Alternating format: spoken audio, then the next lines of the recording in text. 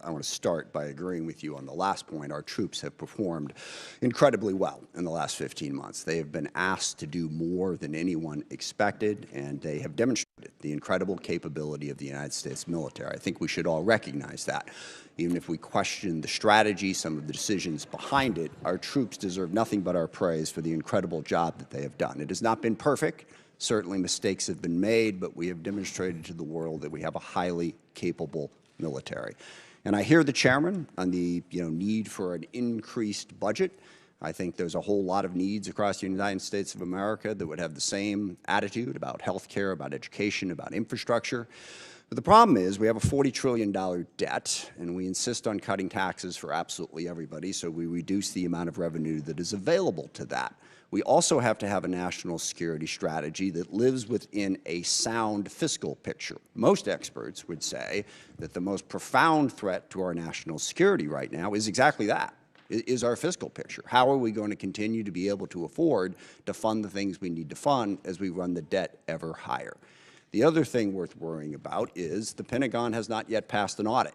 If we give them what is roughly a 50 to 60% increase, is that money going to be well spent? We have every reason to doubt that. Now, I will say, and I praise the chairman, this committee, and in a bipartisan, bicameral way, we have tackled the problem of acquisition reform. I think last year's bill put us on a good trajectory to get to the point where we can, in fact, innovate faster at scale.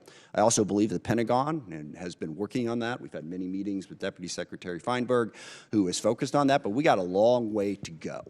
Can the Pentagon really absorb another $500–600 billion, depending on what the supplemental and the reconciliation package are? I don't think so. We need to pay as much attention to how we're spending the money as to how much we're spending, and we never seem to do that. But the larger problem is the strategy that has been put before us. I looked through the Secretary's remarks, and I've heard you give speeches before about this, about how realism is our strategy. And I find that absurd, and given what we are doing. You can say a lot of things about the strategy, but calling it realistic? We started a full-scale war in the Middle East against Iran to try to reshape the Middle East. Now, we can talk about that in a bunch of different ways, but it is the exact opposite of realism. And in fact, starting wars in the Middle East that get out of control and lead us to have far greater costs for the benefits is one of the cornerstones of the unrealistic strategy that this administration has criticized over and over and over again. And yet here we are in a full-scale Mideast war, and we've seen the costs of that. Certainly at the top of that list is 13 service members killed and hundreds wounded, but it goes way beyond that. Thousands of civilians have been killed. Over a dozen countries now have been dragged into this war in one way or another. The Israel-Lebanon war has exploded since this war started. We now have a conflict between the Shia militias in Iraq and Kurdistan that is straining, to put it mildly, our relationship with Iraq and also causing greater chaos throughout the Middle East. We've seen the impact on the economy. Certainly here at home, gas prices up by over $1. The impact of the fertilizer increase is going to come later as food prices skyrocket. But what is happening to us is a small part of what's happening to the rest of the world. Certainly the Middle East's economy has been tossed up in the air, but dozens of countries are rationing gasoline as we speak and experiencing extreme economic pain because of this war. So there's nothing realistic about that. And one of the big questions that we need to get answered today is, where is this going? What is the plan to achieve our objectives? We've seen the cost, and the cost is very, very high. All we keep hearing on the objectives is we keep seeing all of the targets that we have struck. And again, that is an incredible accomplishment from a tactical standpoint. I think the proficiency of our military has been on display, but we're not in this for a tactical advantage. We're in this to fundamentally change Iran. And as we sit here today, Iran's nuclear program is exactly what it was before this war started. They have not lost their capacity to inflict pain. They still have a ballistic missile program. They're still able to blockade the Strait of Hormuz and have the ships that are capable of doing that. What is the plan to get that to change? And most disturbingly, the president keeps telling us that it's over. What was it, a week ago Friday, the president announced that Iran had agreed to give up their nuclear program, to give up their ballistic missile program, to stop support for terrorist groups, to reopen the Strait of Hormuz. The only problem with that is literally none of that was true. He was completely making it up. It wasn't. Iran hadn't even agreed to meet with us, as became embarrassingly clear as the day spun out and poor J.D. Vance had to keep going back and forth to the airport. We never even had a meeting.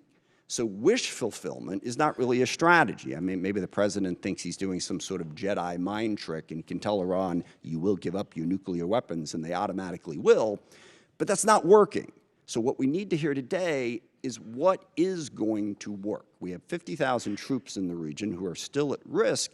How are those tactical victories going to translate into some sort of strategic success?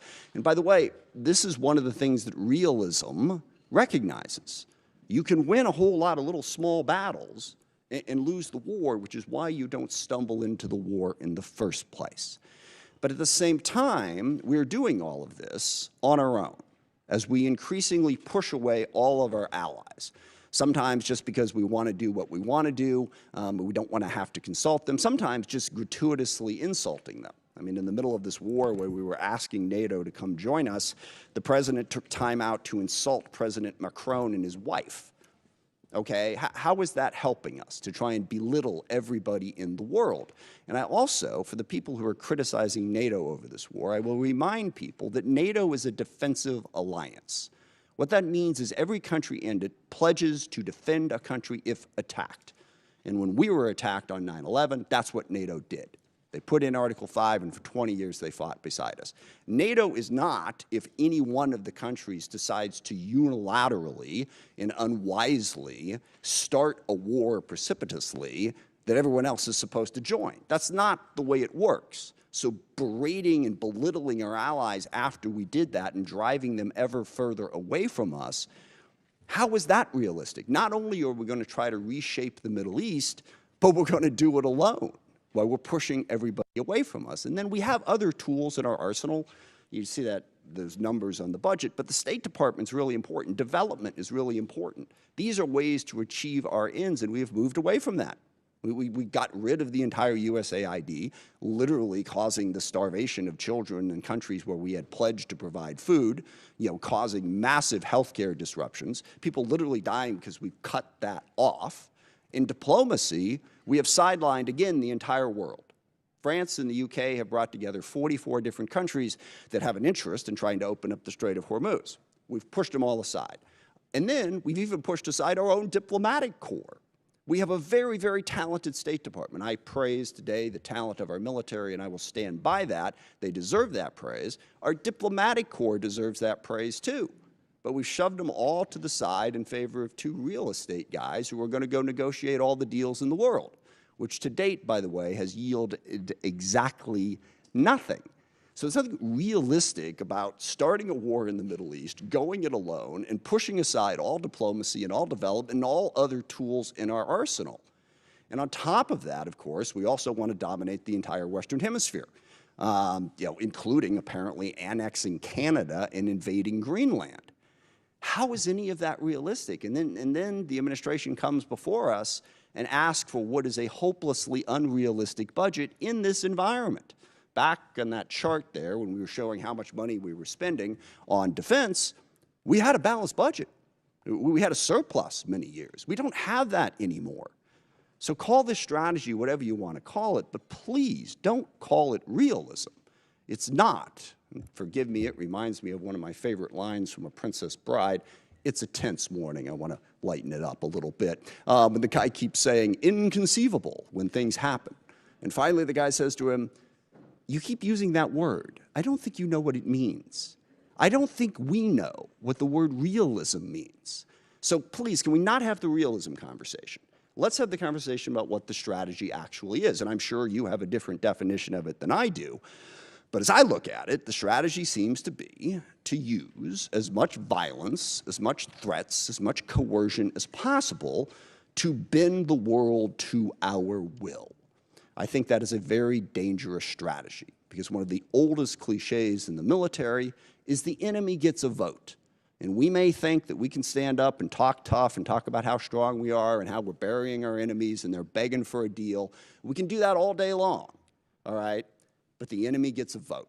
They don't have to do what we tell them to do. And meanwhile, that coercive, violent strategy undermines our credibility in the world, because the chairman is absolutely right.